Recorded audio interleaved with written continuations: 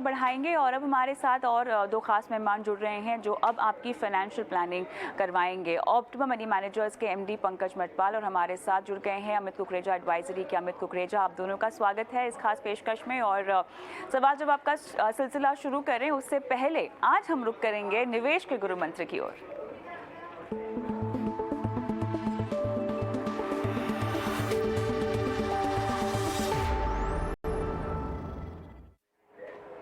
चलिए, आज हमने निवेश का गुरु मंत्र इसलिए पहले लिया है पंकज जी और अमित, क्योंकि आज दिन है गुरु पूर्णिमा का।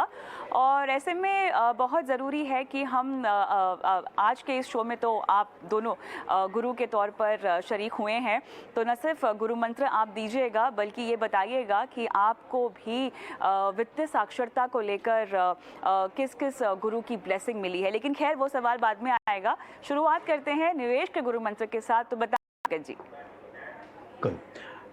सभी को गुरु पूर्णिमा की शुभकामनाएं। और बिल्कुल सही कहा आपने। देखिए क्या होता है कि मेरा आज का जो गुरु मंत्र है बेसिकली वो है टाइम वैल्यू ऑफ मनी को लेकर। अक्सर रिटायरमेंट के बाद देखा जाता है कि लोग ये सोचते हैं कि अगर मुझे 1 लाख रुपया महीना चाहिए तो ऐसी प्लानिंग हो जहां पर हर महीना 1 लाख मिलता रहे। ये भूल जाते हैं कि 1 लाख अगर 60 ईयर्स की एज में सफिशिएंट होंगे तो वो 65 में नहीं होंगे, क्योंकि टाइम के साथ पैसे की कीमत कम हो जाएगी। तो जब आप रिटायरमेंट प्लानिंग कर रहे हो या रिटायरमेंट के बाद जो पैसा है उसे इन्वेस्ट कर रहे हो, ये हमेशा ध्यान रखें कि समय के साथ आपका पैसा बढ़ता रहे, कैश फ्लो बढ़ता रहे। इस तरह की प्लानिंग होनी चाहिए। तो ये बात बहुत इंपॉर्टेंट है, क्योंकि अक्सर सुना जाता है ऐसे कि आपका ऐसा पेंशन प्लान है जो हर महीने आपको इतना पैसा देगा, लेकिन एक फिक्स नहीं बल्कि समय के साथ इनकम बढ़नी चाहिए, राय है। चलिए, बहुत बढ़िया। अमित बताएं, आपका गुरु मंत्र क्या होगा गुरु पूर्णिमा के दिन? कविता, मेरा गुरु मंत्र ये होगा कि आजकल हम देख रहे हैं बहुत लोग इक्विटी म्यूचुअल फंड स्कीम्स में इन्वेस्ट कर रहे हैं, जो कि बहुत अच्छी बात है। ये लोगों की अवेयरनेस रिफ्लेक्ट करता है, लेकिन ये रीसेंट परफॉर्मेंस का आउटकम है। जिन्होंने रिसेंटली मार्केट में अपसाइड देखा है उनको लगता है कि यही हमेशा बना रहेगा।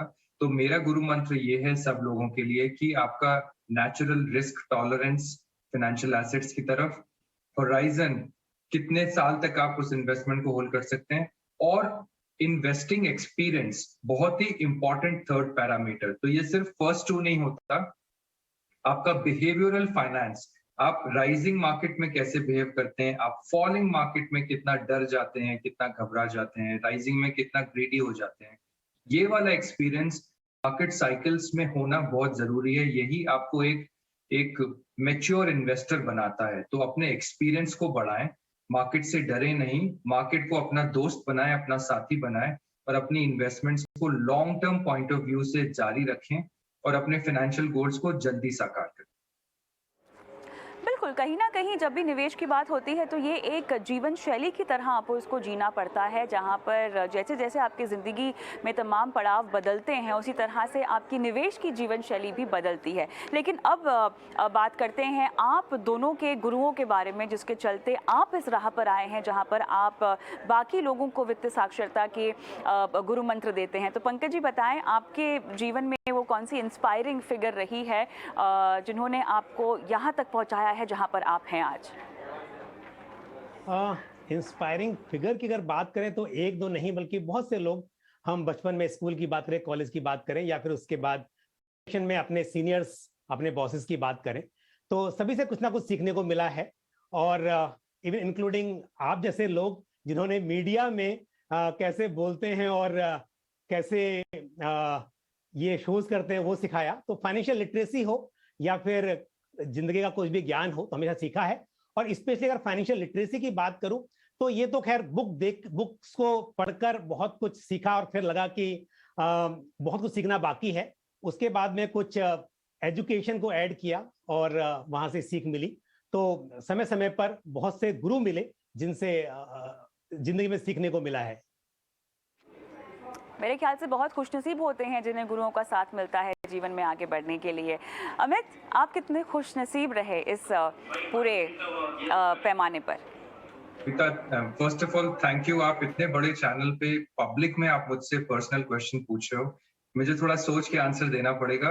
मेरी लाइफ में जैसे पंकज ने बोला, आई थिंक बहुत सारे लोगों की बहुत अच्छी इन्फ्लुएंसेस रही हैं। ये मेरा सेकंड करियर है। I was in technology for 15-16 years before. तो मैं काफी बिजनेस लीडर से इंस्पायर हुआ था, मैं स्पिरिचुअल गुरु से इंस्पायर्ड हूँ, मैंने काफी गुरुओं के साथ पर्सनली फिजिकली काम किया है, उनसे उनकी स्पिरिट और उनकी जो एक नेचुरल इंक्लिनेशन होती है पब्लिक सर्विस करने की, उनसे सीखा है और अपनी टेक्नोलॉजी स्किल्स को एक अपने सोसाइटी में एक जरूरत को मिक्स करते हुए अपना ये करियर बनाया है, जिसमें मैंने रियलाइज किया कि लोगों को फाइनेंशियल एडवाइस और फाइनेंशियल अवेयरनेस की बहुत जरूरत है। तो काफी एक mix of requirement in the society, mix of ability to give to people from the spiritual gurus, mix of leadership style from the business gurus। बहुत सारे लोग हैं जिनसे सीखा है, जिनसे पर्सनली इंटरैक्ट करके उन इंस्पिरेशन ड्रॉ की है, और तब जाके मैं इस सिचुएशन और इस मकाम पे पहुंचा हूं। So thank you for asking. I cannot name any one. It's a long list of people who have positively impacted me, and that is now benefiting me. बिल्कुल, ये तमाम जानकारियाँ और बातें शेयर करना कई बार ज़रूरी हो जाता है, क्योंकि कहीं ना कहीं जो लोग हमें देखते हैं, हमारी बातें सुनते हैं, मानते हैं, उन्हें एक कनेक्ट की ज़रूरत होती है।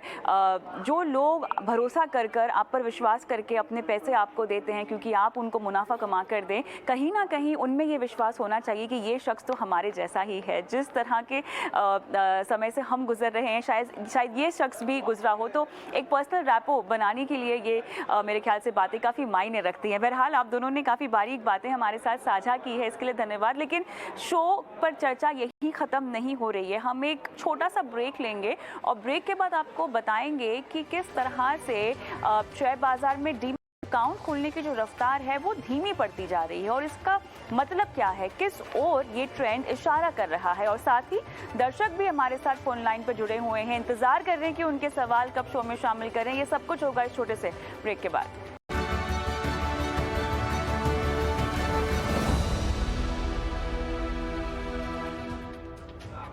वेलकम बैक, आप देख रहे हैं एटी मनी बनो अपना फाइनेंस मिनिस्टर। मैं हूं आपके साथ कविता थपलियाल। अमित कुकरेजा, पंकज मिटपाल हमारे दोनों मेहमान हमारे साथ बने हुए हैं। चर्चा को आगे बढ़ाते हैं और अब जानते हैं हमारे मेहमानों से कि क्या लोगों का शेयर बाजार से मोह भंग हो रहा है, क्योंकि पंकज जी फरवरी 2021 के मुकाबले जून 2022 में सबसे कम डीमैट अकाउंट्स खुले हैं। लगातार महीना दर महीना अगर देखा जाए पंकज जी, तो इनकी जो रफ्तार है उसमें कमी आती हुई दिखाई दे। तो महामारी के दौरान तो सभी को मुनाफा कमाना था, लेकिन अब उतार चढ़ाव के चलते क्या डर गए हैं लोग शेयर बाजार में आने से? बिल्कुल कविता, सही कहा आपने। देखिए, एक टाइम पर अकाउंट बहुत ज्यादा खुल गए, उसकी दो वजह थी। एक तो मार्केट की परफॉर्मेंस, क्योंकि नए नए इन्वेस्टर्स को ऐसा लग रहा था कि बस शेयर मार्केट में बहुत पैसा बनता है, कभी लॉस देखा नहीं था। और दूसरा, आईपीओ की बाढ़ आई हुई थी, एक के बाद एक आईपीओ आ रहे थे, और हुआ ये कि उसके बाद आईपीओ में भी बहुत से निवेशकों को नुकसान हुआ। और दूसरा, जहां तक मार्केट में परफॉर्मेंस रैली चल रही थी उसमें भी रुकावट आई, काफी गिरावट आ गई।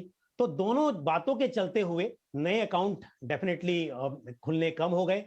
तो यही हम हमेशा बोलते हैं, कविता कई बार डिस्कस किया हमने इस बात पर पहले भी, कि जब मार्केट में तेजी होती है उस वक्त लोग पुरानी बातें भूल जाते हैं कि मार्केट में उतार चढ़ाव भी होता है, और अगर मार्केट में रैली है तो नुकसान भी होगा।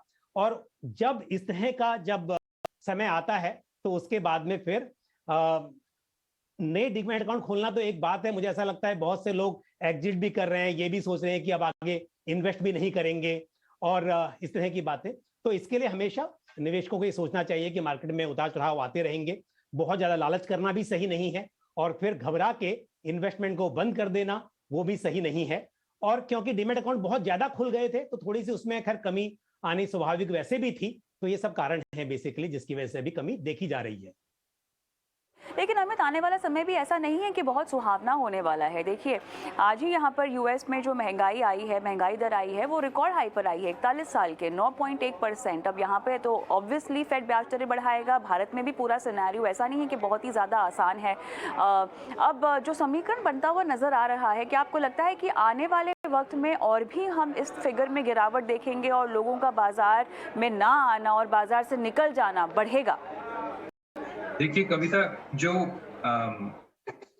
इन्होंने, पंकज ने अभी 2 पॉइंट्स शेयर किए हैं, मैं उसमें एक पॉइंट और ऐड करना चाहता हूं। थर्ड है लोगों का टाइम।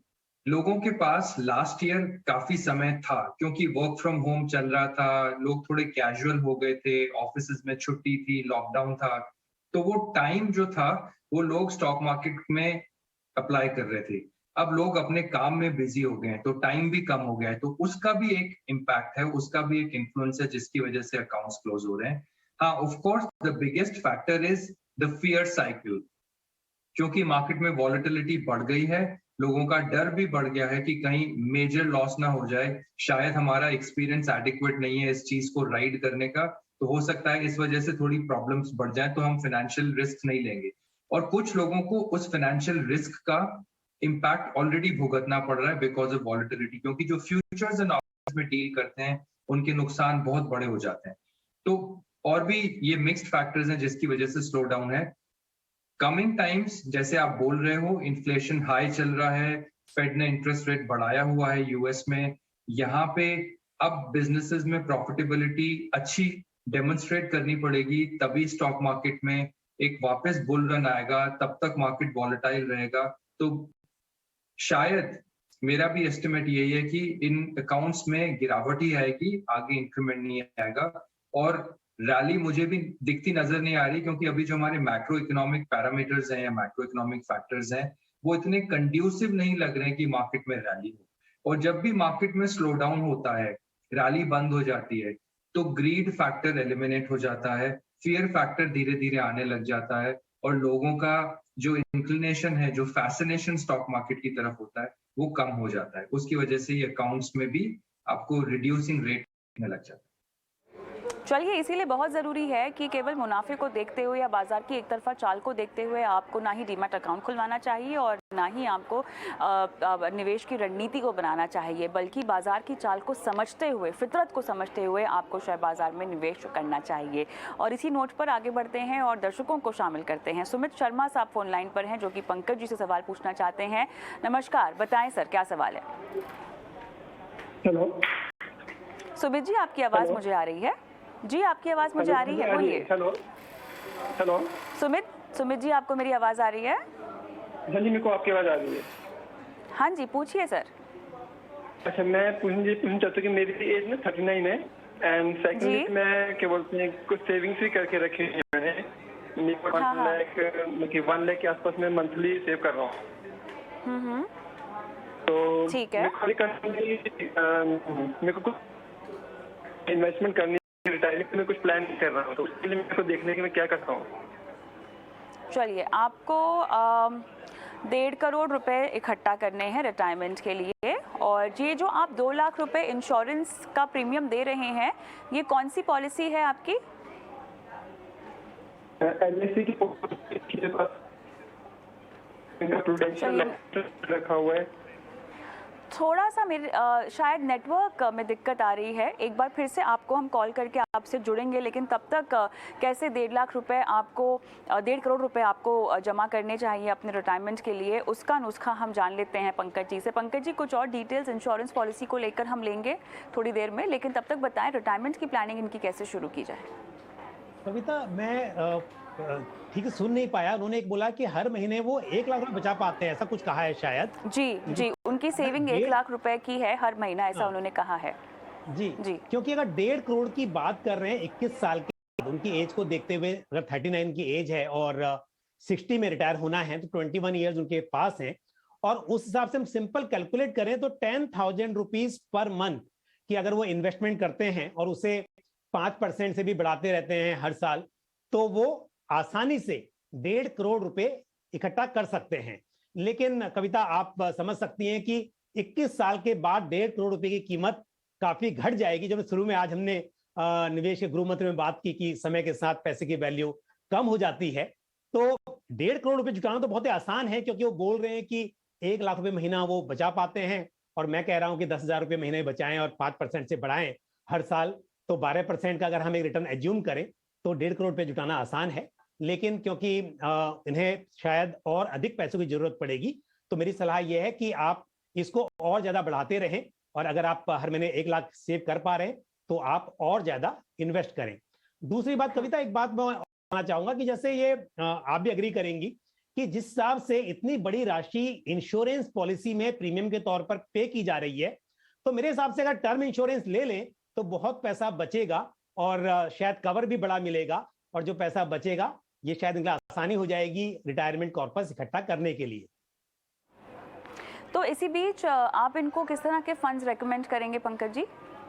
बिल्कुल, अगर देखिए आपका लॉन्ग टर्म होराइजन है तो ऐसे में आपके पास large cap, mid cap, small cap सभी तरह के शेयर्स हो, सॉरी सभी तरह के म्यूचुअल फंड्स हो, तो अच्छा है। तो आप अगर नाम की बात करें तो लार्ज कैप में आप ICICI prudential blue chip fund, या आप मिड कैप फंड में PGM India mid cap fund को कंसिडर कर सकते हैं। स्मॉल कैप फंड में कैनरा रूबिको स्मॉल कैप फंड। तो इस तरह से आप लार्ज, मिड कैप और स्मॉल कैप सभी तरह के फंड्स में इन्वेस्ट करें। ऑलराइट, चलिए आगे बढ़ते हैं, और किरण पंचाल हमारे साथ फोन लाइन पर है। नमस्कार। नमस्कार मैम। कैसी हैं आप? अच्छी हूँ मैम, आप कैसे हैं? मैं बिल्कुल ठीक हूँ Kiran ji, thank you so much. बताएं आप कहाँ से बोल रही हैं, क्या करती हैं? मैं कर्नाटक से बात कर रही हूँ मैम, बीदर डिस्ट्रिक्ट से। मैं हाउस वाइफ हूँ मैम। अच्छा, तो आप एसआईपी करना चाहती हैं या कर रही हैं? 2 फंड्स में कर रही हूँ मैडम, और 2-3 फंड्स में करना है। अच्छा, आपने अपने लिए HDFC हाइब्रिड इक्विटी और निपॉन इंडिया स्मॉल कैप चुना हुआ है। कब से आप निवेश कर रही हैं? 2018 से मैडम। 2018 से। आप 3,000 रुपए की शुरुआत कैसे हुई है? मतलब ये आपकी किसी के जरिए कमाई है या आप पैसे बचाकर निवेश कर रही हैं? हाँ, पैसे बचाकर निवेश करना है मैडम। और आपका आर्थिक लक्ष्य क्या होगा? आर्थिक लक्ष्य 10-15 साल बाद मेरी बेटी का एजुकेशन के लिए और उसकी शादी के लिए कुछ अच्छा कॉर्पस जमा हो जाए, इसलिए करना था मैडम। अच्छा, आपको इन्वेस्टमेंट की समझ कहाँ से आई किरण? यही टीवी देख के मैम, आपका चैनल वगैरह देख के।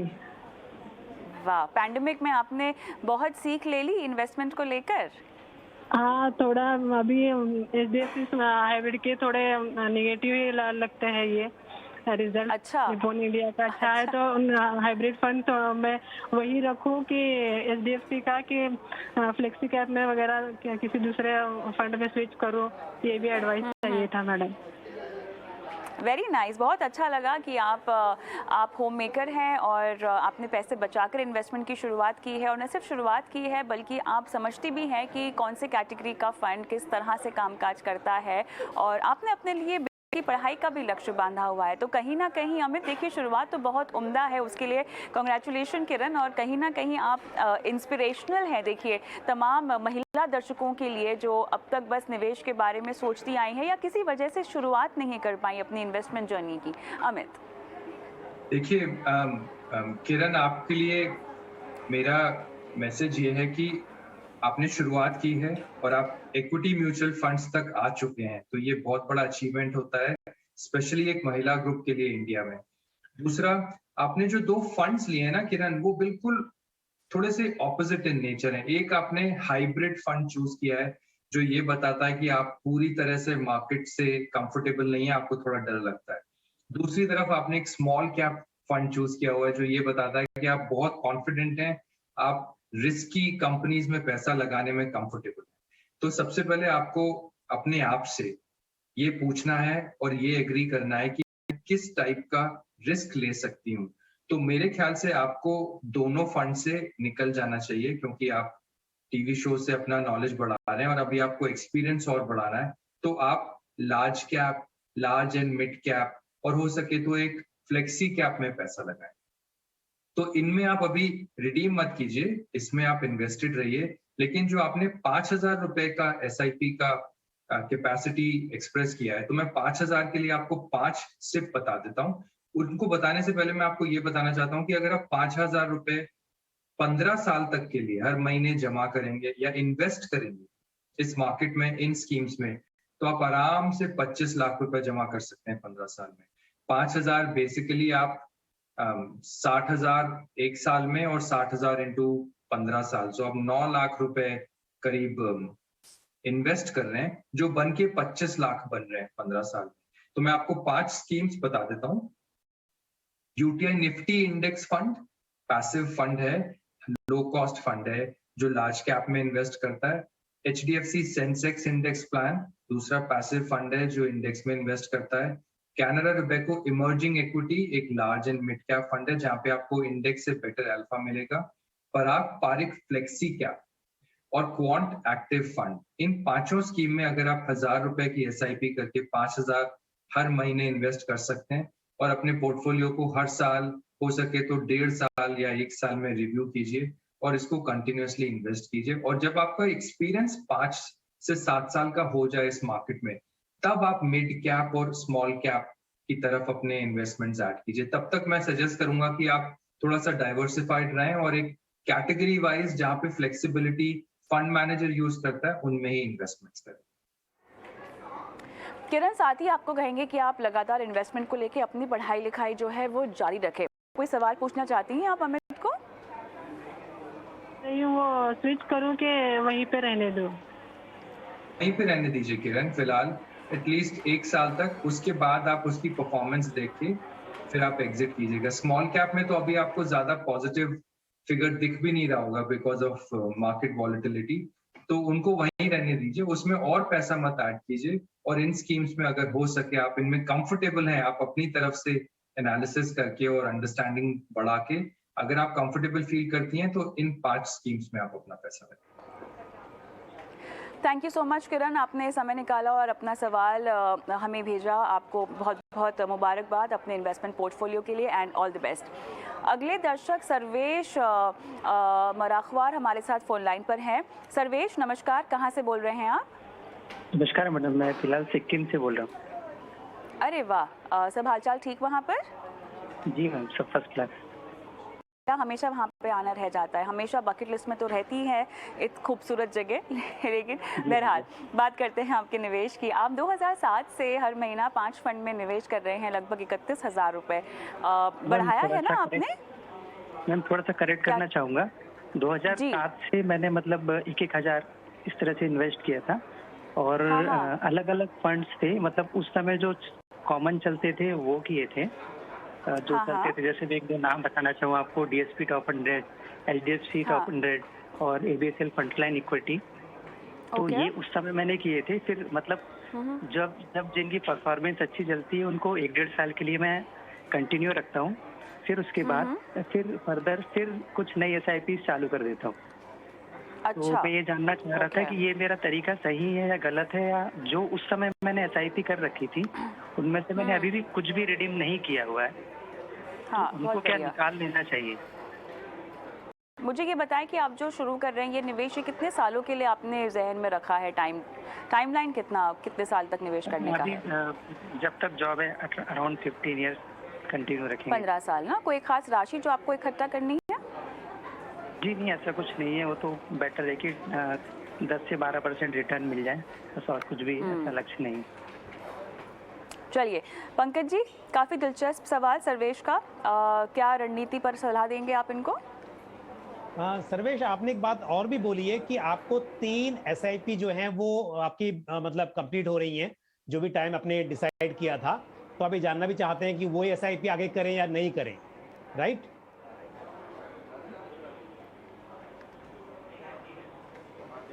सर्वेश शायद आप सुन नहीं पाए। हेलो जी सर्वेश, बताइए कि आपने जैसा ये कहा कि आप समय समय पर स्कीम बदलते रहते हैं, अभी भी हम जानना चाहते हैं कि 3 जो स्कीम है जिनकी SIP का टेन्योर खत्म हो रहा है, तो क्या उन्हीं में आपको SIP बढ़ानी चाहिए या फिर नई स्कीम में SIP करनी चाहिए, राइट?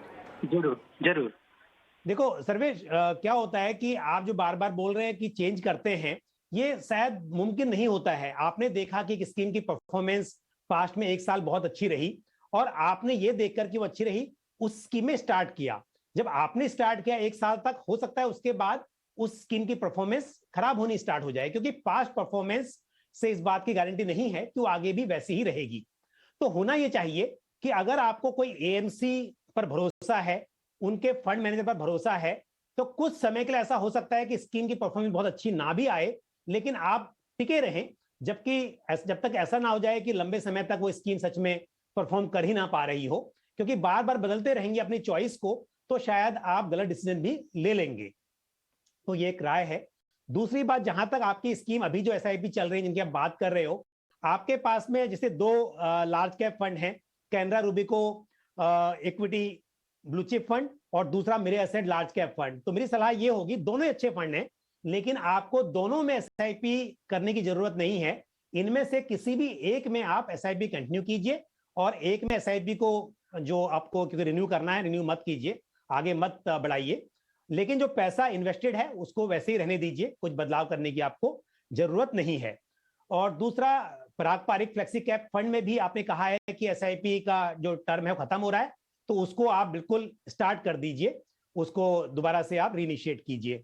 और साथ ही आपका जो पैसा बचेगा, क्योंकि अगर दो में से एक एसआईपी कंटिन्यू करेंगे लार्ज कैप में, तो उसका जो 5,000 रुपए बचेगा, तो अभी क्योंकि आप पारंपरिक में 5,000 कर रहे हैं, आप वहां 7 कर दीजिए, 2,000 बढ़ा दीजिए। और साथ ही 3,000 रुपए जो बचेगा, क्योंकि आपका कोटक इमर्जिंग इक्विटी फंड में भी एसआईपी है, लेकिन अमाउंट कम है, वहां 2,000 कर रहे हैं, वहां पर 3,000 रुपए ऐड कर दीजिए। तो मैं बहुत सारी स्कीम की सलाह नहीं दूंगा, क्योंकि पहले से स्कीम बहुत हो गई हैं। इस तरह से आप जो मैंने आपको बताया वो थोड़े चेंजेस कीजिए। और हालांकि आपने बोला कि कोई अमाउंट आपने फिक्स नहीं किया हुआ है, लेकिन तय कर लेंगे तो आपको मालूम चलेगा कि आप सही प्रोग्रेस कर रहे हैं कि नहीं कर रहे हैं, वो और भी आपके लिए बेहतर रहेगा। सर्वेश, कोई सवाल आप पूछना चाहते हैं पंकज जी को? मैम बस वही था, जैसे एचडीएफसी टॉप 200 मैंने काफी समय पहले की थी, एबीसीएल फ्रंटलाइन वगैरह थी, डीएसपी टॉप 100 थी, और भी बहुत सारे फंड जो मैंने उस समय की थे, उनसे क्या रिडीम कर लेना चाहिए?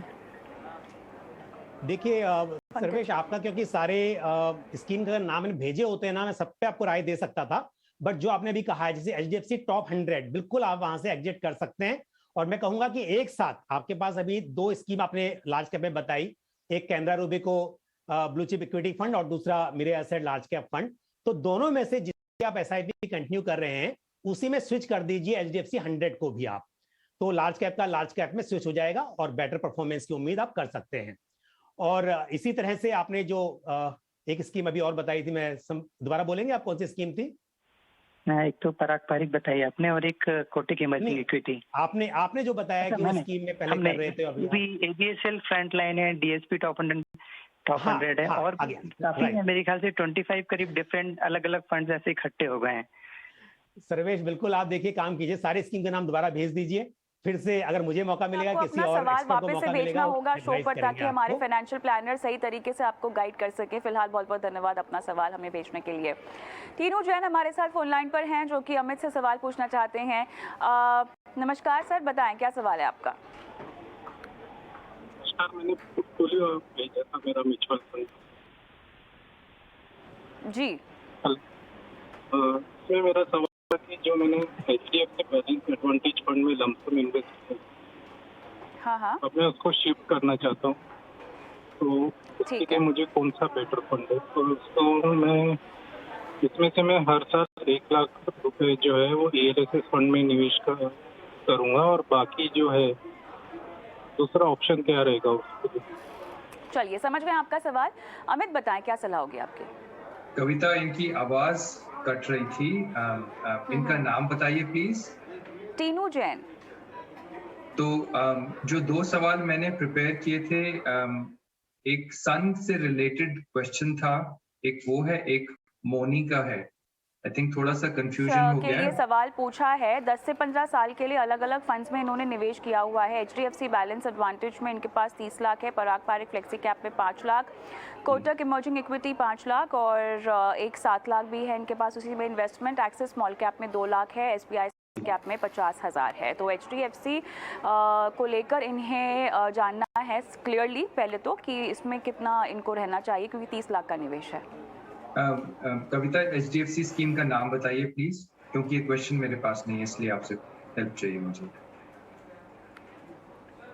HDFC बैलेंस एडवांटेज है।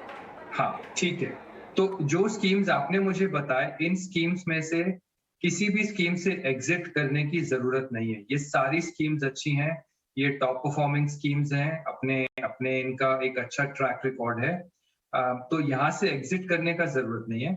इन्होंने कुछ मेंशन किया कि ये 1 लाख रुपए की SIP करते हैं। क्या आपके पास वो SIP का ब्रेकडाउन है तो मैं उसमें सजेशंस दे सकता हूँ। और इन्होंने कुछ ELSS से रिलेटेड भी पूछा, आप अगर वो रिकैप कर दें तो मैं इमीडिएटली आंसर कर देता हूँ। चलिए, यहाँ पर फिलहाल तो ELSS को लेकर सवाल मेरे पास नहीं है इनका, लेकिन एक बार फिर से हम चाहेंगे कि टीनू जैन का सवाल हम शो पर लें और जब इनके से बात हो पाए, जब नेटवर्क क्लियर हो। बहरहाल हम सुरेंद्र जी को जोड़ने की कोशिश कर रहे हैं। पंकज जी, क्या इनका सवाल आपके पास है?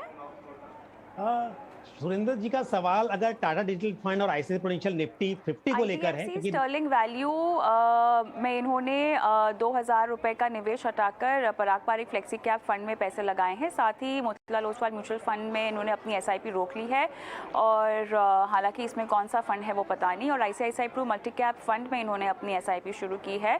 और ये कह रहे हैं, क्या हमारे साथ फोन लाइन पर हैं सुरेंद्र?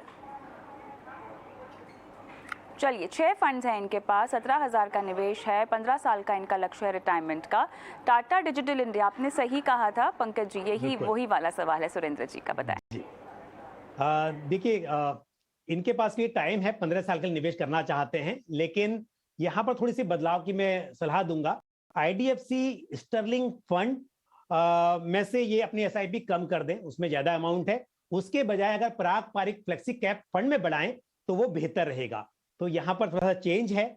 और साथ ही मोतीलाल ओसवाल में, क्योंकि उन्होंने कहा है कि इन्होंने इन्वेस्ट किया हुआ था लेकिन अभी स्टॉप कर दिया है, तो अगर उस पैसे को ये डाइवर्ट करते हैं अभी, तो Nippon India multi cap fund या ICICI prudential multi cap fund में SIP शुरू करें। वहां पे इनकी SIP अभी नहीं है, वहां पे शुरू करें। और क्योंकि नाम मुझे मालूम नहीं है मोतीलाल ओसवाल में कौन सी स्कीम है, अगर बंद कर दी है तो बंद रहने दीजिए, कोई बात नहीं। इन 2 स्कीम में से किसी भी एक स्कीम में कर लीजिए। और बाकी इसके अलावा मेरे पास जानकारी ज्यादा नहीं है। कविता, कुछ और सवाल था तो बताइए आप इसमें। नहीं, मेरे ख्याल से हमारे पास इतनी ही डिटेल्स है, और फोन लाइन पर हमारे साथ सुरेंद्र है नहीं, तो हमारे पास बहुत क्लैरिटी नहीं है। लेकिन मेरे ख्याल से समय भी समाप्त हो चुका है। और पंकज जी और अमित, बहुत बहुत धन्यवाद आपका इसी के शो पे आज जुड़ने के लिए। और ET मनी बनूं अपना फाइनेंस मिनिस्टर में आज मुझे भी इसी के साथ आप इजाज़त दें, लेकिन आपको बता दें कि आपके सवालों का हमें इंतजार होता है। एक WhatsApp नंबर आपकी स्क्रीन पे फ्लैश कर रहे हैं, यहाँ पर आपको अपने सवाल हम तक पहुँचाने हैं। नमस्कार।